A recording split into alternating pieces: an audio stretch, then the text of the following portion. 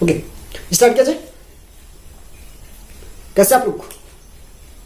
सब अच्छे, मस्त। कल का वीडियो अगर आपने नहीं देखा है, ट्रिकी वीडियो था इलेक्ट्रोकेमिकल सीरीज को लर्न करने का। अगर आपने नहीं देखा है तो उसको आप एक बार ध्यान से देख लीजिए। इलेक्ट्रोकेमिकल सीरीज आपको अगर याद हो पूरी तरह से तो उसके सब एलिमेंट्स में यहाँ पर लिख रहा हूँ, फिर से एक बार याद होने चाहिए आपको। अब से मैं कितनी बार कर चुका हूँ इसको, 2-3 बार तो हो ही गया। Lithium,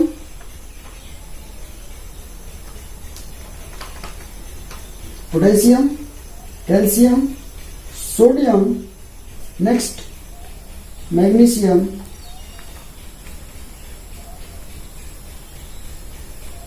aluminium,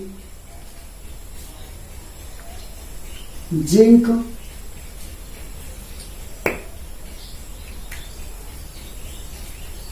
iron, lead. दिख रहा है बोर्ड? आयरन के बाद लेड हो गया, और लेड के बाद hydrogen 0, and than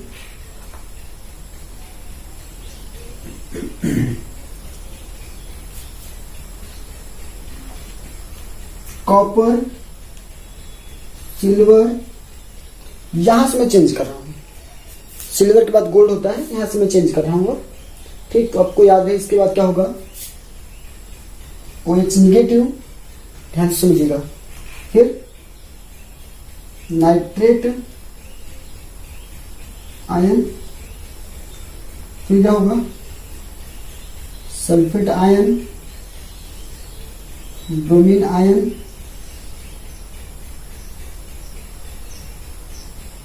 bromine ion तो यहां पर होगा ना,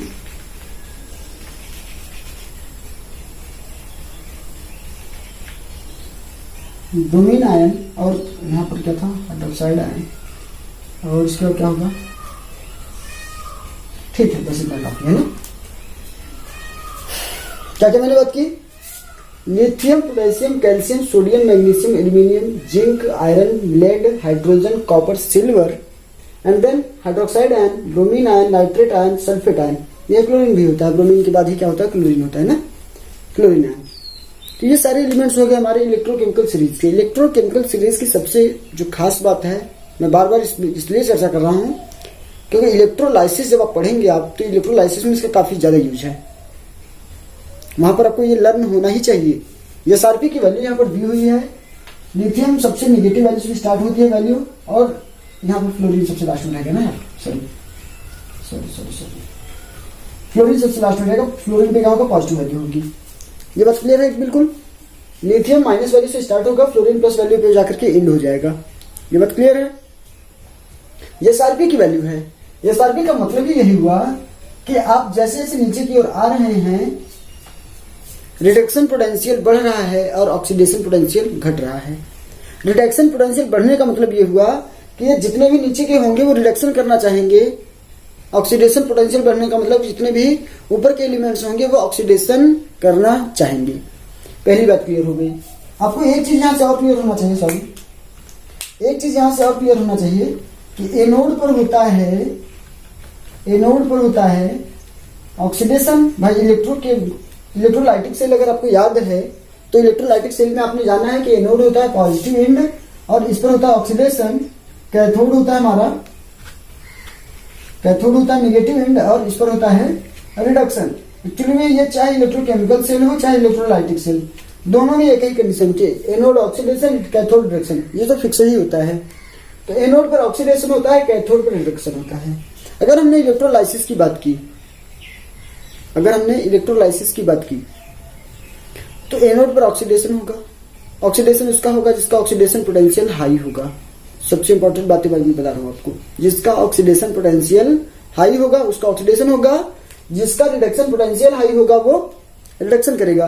तो आप जैसे जैसे नीचे आएंगे वैसे वैसे रिडक्शन पोटेंशियल बढ़ता जाएगा। सपोज दैट किसी सॉल्यूशन में आपको मिल गया मैग्नीशियम और साथ में मिल गया आपको जिंक। ठीक, क्या मिला? एक तो मैग्नीशियम आयन मिला, दूसरा जिंक आयन मिला, और दोनों को ट्रेवल करना है चूंकि ये दोनों प्लस बनाएंगे। Mg2 प्लस बनाएगा, जिंक बनाएगा प्लस। ठीक, ये दोनों पॉजिटिव बनाएंगे। तो अब पॉजिटिव बनाएंगे मतलब इलेक्ट्रॉन को एक्सेप्ट करके इलेक्ट्रॉन को एक्सेप्ट करके कहाँ जाना है, इनको रिडक्शन करना है, मतलब सीधी सी बात करें हम, इनको इलेक्ट्रॉन एक्सेप्ट करना है, इलेक्ट्रॉन एक्सेप्ट करेंगे मतलब रिडक्शन करेंगे, और रिडक्शन कहाँ होगा, कैथोड पर, अर्थात ये ट्रेवल करेंगे यहाँ कैथोड की ओर ट्रेवल करेंगे ये लोग, और इनका रिडक्शन पोटेंशियल, इन दोनों में रिडक्शन पोटेंशियल किसका हाई होगा, जिंक का हाई होगा, तो जिंक जाकर के रिडक्शन करेगा और मैग्नीशियम सॉल्यूशन में बचा रह जाएगा।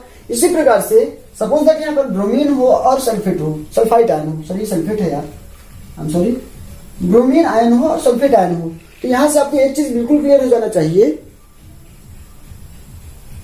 कि इन दोनों में ऑक्सीडेशन करने कौन जाएगा, जिसका ऑक्सीडेशन पोटेंशियल हाई होगा, फिर से मैं बता रहा हूं, जिसका ऑक्सीडेशन पोटेंशियल हाई होगा वो ऑक्सीडेशन करेगा। तो सल्फेट और ब्रोमीन आयन में से किसका ऑक्सीडेशन हाई है, आपको दिख ही रहा है ब्रोमीन आयन का, है ना, तो ये जाकर के क्या करेगा, ऑक्सीडेशन करेगा।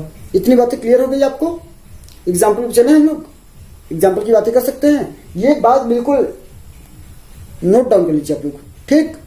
चलिए नेक्स्ट एग्जाम्पल की बात करते हैं हम लोग।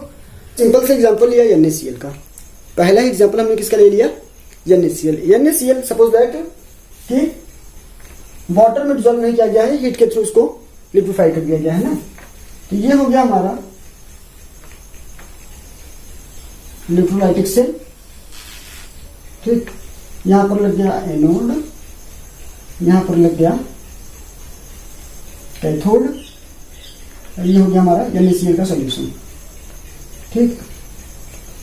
यहां पर क्या प्रेजेंट है, Na plus Cl minus, Na plus Cl minus, Na plus Cl, ऐसे पढ़ेंगे।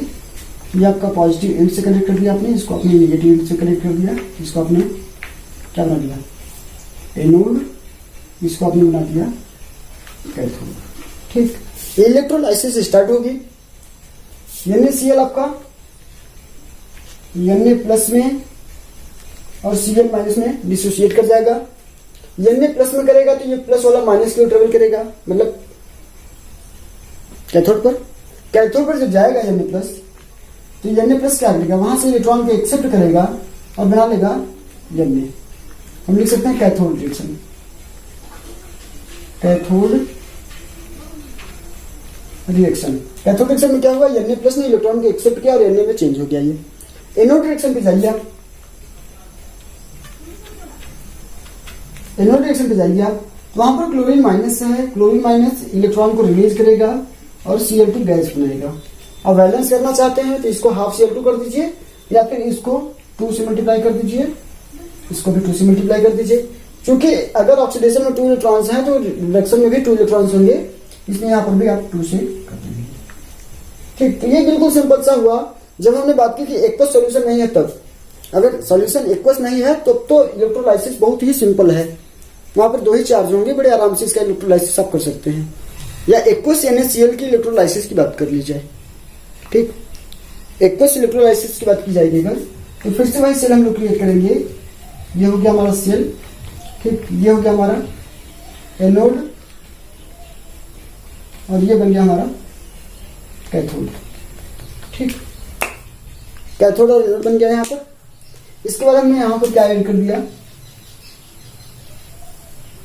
Aqueous NaCl। चूंकि एक्वस NaCl की बात हो रही है, इसका मतलब क्या हुआ कि यहां पर NaCl के साथ में वाटर भी प्रेजेंट है।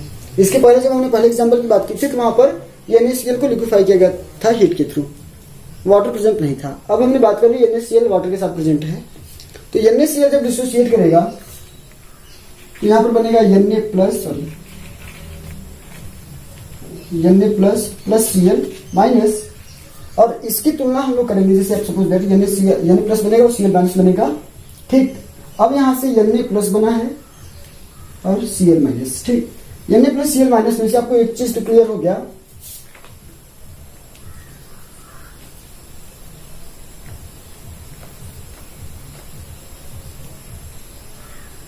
Na प्लस Cl माइनस में से एक चीज क्लियर हो रहा है, Na प्लस को जाना है भैया कैथोड पर, Cl माइनस को जाना है एनोड पर। ये एनोड हो गया, ये कैथोड हो गया। Na प्लस कैथोड पर जाएगा, रिडक्शन करेगा वो इलेक्ट्रॉन को एक्सेप्ट करके, Cl माइनस इलेक्ट्रॉन को रिलीज करके Cl2 गैस बनाएगी, अर्थात ऑक्सीडेशन करेगी। लेकिन वाटर भी तो प्रेजेंट है, क्या ऑक्सीडेशन रिडक्शन वाटर नहीं कर सकता? क्योंकि ये भी प्लस और माइनस में डिसोसिएट करेगा ना, H प्लस और OH माइनस में डिसोसिएट करेगा। तो अगर ये H प्लस में और OH माइनस में डिसोसिएट कर रहा है, यहाँ पर भी तो कैटायन नॉन प्रेजेंट है, और H प्लस OH माइनस भी तो चाहेंगे कि इनका ऑक्सीडेशन रिडक्शन हो जाए।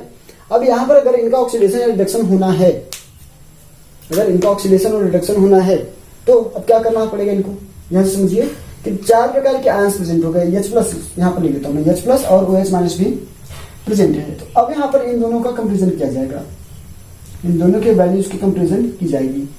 ये करना चाहता है रिडक्शन, तो इनका रिडक्शन पोटेंशियल हम लोग चेक करेंगे, इन दोनों का रिडक्शन पोटेंशियल चेक करेंगे। ये दोनों करना चाहते हैं ऑक्सीडेशन, तो इन दोनों का ऑक्सीडेशन पोटेंशियल चेक करना पड़ेगा। तो आप पाएंगे Na प्लस और H प्लस में से H प्लस का रिडक्शन पोटेंशियल जो है, H प्लस का रिडक्शन पोटेंशियल हाई है, क्योंकि सोडियम से नीचे है ना, हाइड्रोजन सोडियम से नीचे है, तो इसका रिडक्शन पोटेंशियल हाई है। Cl माइनस और OH माइनस में जब आप आएंगे, Cl माइनस और OH माइनस में से, तो आपको याद है Cl माइनस OH माइनस के ऊपर प्रेजेंट है, just minute, Cl minus OH minus, यहाँ पर Br माइनस लिखा था हमने, और क्या था, नाइट्रेट आयन था, सल्फेट आयन था, और क्या था, फ्लोरीन आयन था। हाँ ठीक है, देखिए Cl माइनस जो है, Cl माइनस है ना, Cl माइनस और OH माइनस में से Cl माइनस का ऑक्सीडेशन पोटेंशियल हाई है, OH माइनस से Cl माइनस ऊपर है, तो इसका ऑक्सीडेशन पोटेंशियल हाई है, अर्थात Cl माइनस का ऑक्सीडेशन पोटेंशियल हाई है और H प्लस का रिडक्शन पोटेंशियल हाई है। अब समझिए, आप यहां से इरेज करें, इसको इरेज करें। आप समझ चुके हैं कि यहां पर 4 जो आयंस प्रेजेंट हैं, इन चारों आयंस में से एक रिएक्शन में ऊपर लिखता हूं, NaCl में से Na प्लस होगा, प्लस Cl माइनस होगा, H प्लस से क्या, H2 से क्या होगा, H प्लस होगा, और साथ में OH माइनस होगा। ठीक है, अब समझिए कि Na प्लस क्या करेगा, H प्लस इलेक्ट्रॉन को एक्सेप्ट करेगा और क्या बनाएगा, H2 गैस बनाएगा, अर्थात ये 2 हो जाएगा, ये 2 हो जाएगा, और ये प्रोसेस क्या होगा, कैथोड रिएक्शन है ये, एट कैथोड क्या हुआ, 2H प्लस 2 इलेक्ट्रॉन्स के गेन करके H2 गैस बना रहा है। जबकि आप जब जा रहे हैं एनोड पर, आप पाएंगे at anode Cl minus will release electrons and form Cl2 gas. ठीक है, बैलेंस हो गया। अब नेट रिएक्शन क्या बचेगा भैया, नेट रिएक्शन क्या होगा, देखिए सॉल्यूशन के अंदर बचेगा अभी भाई क्या क्या निकल गया, हाइड्रोजन गैस यहां से निकल गई, यहां से हाइड्रोजन गैस निकल गई, यहां से क्लोरीन गैस निकल गई, तो सॉल्यूशन में क्या बचा है, Na प्लस बचा और साथ में OH माइनस बचा ना, लिखता हूं H प्लस OH माइनस। ठीक, तो Na प्लस OH माइनस बचा, तो यहाँ पर नेट रिएक्शन लिखेंगे आप, Na plus plus OH minus equal to NaOH। तो आपको एक चीज तो क्लियर हो गया कि सोडियम हाइड्रोक्साइड बनाने की एक मेथड है, और सोडियम हाइड्रोक्साइड बनाने की इलेक्ट्रोलाइसिस मेथड के थ्रू ही सोडियम हाइड्रोक्साइड NaCl और वाटर से बनाया जा सकता है, बाकी तो कोई मेथड है नहीं। तो ये क्लियर हो गया आपको, इसमें कोई डाउट नहीं होना चाहिए। अगले एग्जांपल की बात कीजिए, नेक्स्ट एग्जांपल की बात करें, की जाए एक्वस कॉपर सल्फेट की, एक्वस कॉपर सल्फेट की इलेक्ट्रोलाइसिस प्रोडक्ट की। तो यहां से आपको एक चीज क्लियर होना चाहिए, Cu 2 प्लस बनेगा, SO4 2 माइनस बनेगा, H प्लस बनेगा, और साथ में OH माइनस बनेगा। ठीक है, ये दोनों पार्ट करेंगे रिडक्शन में, ये दोनों पार्टिसिपेट करेंगे रिडक्शन में, है ना, और ये दोनों पार्टिसिपेट करेंगे ऑक्सीडेशन में। ठीक, चलिए समझिए, ये दोनों ऑक्सीडेशन में पार्टिसिपेट कर रहे हैं, ये दोनों रिडक्शन में पार्टिसिपेट कर रहे हैं। यही से मैं क्लियर कर दूं आपको, हाइड्रोजन और कॉपर में कॉपर नीचे है, हाइड्रोजन ऊपर है, ये तो क्लियर है ना। हाइड्रोजन और कॉपर में हाइड्रोजन आपका ऊपर है, हाइड्रोजन के नीचे कॉपर प्रेजेंट है। इसका मतलब कि रिडक्शन पोटेंशियल की आप बात करें, इनका होना है रिडक्शन पोटेंशियल, तो रिडक्शन पोटेंशियल हाइड्रोजन का कॉपर का ज्यादा होगा, सही बात है ना। कॉपर का रिडक्शन पोटेंशियल ज्यादा, जो नीचे है उसका ज्यादा है, सीधी बात है। आप सल्फेट और OH माइनस में आएंगे आप, तो OH माइनस का क्या, OH माइनस का ऑक्सीडेशन पोटेंशियल हाई होगा, क्लियर है ना, इसका ऑक्सीडेशन पोटेंशियल हाई है। तो हाइड्रोजन प्लस और सल्फेट माइनस, ये तो बचेगा सॉल्यूशन के अंदर। नेक्स्ट रिएक्शन में H2SO4 का फॉर्मेशन होगा। Cu2 प्लस 2 इलेक्ट्रॉन्स को गेन करके कॉपर में चेंज हो जाएगा। OH माइनस वाटर और ऑक्सीजन गैस का फॉर्मेशन करेगा। मैं आपको हिंट दे रहा हूं, रिएक्शन आप स्वयं से करेंगे। OH माइनस इलेक्ट्रॉन को रिलीज करके वाटर बनाएगा, साथ में ऑक्सीजन गैस बनाएगी। तो रिएक्शन आप लोग करेंगे और बैलेंस करके रिएक्शन सेंड करेंगे अब आप हमको। ठीक, एक बड़ी छोटी सी बात कर ली जाए, और ये जो छोटी सी बात होगी, सॉरी, ये छोटी सी जो बात हम करने जा रहे हैं, ये फैराडे लॉ है। फैराडे लॉ थोड़ा सा इंपॉर्टेंट है ये। ठीक, और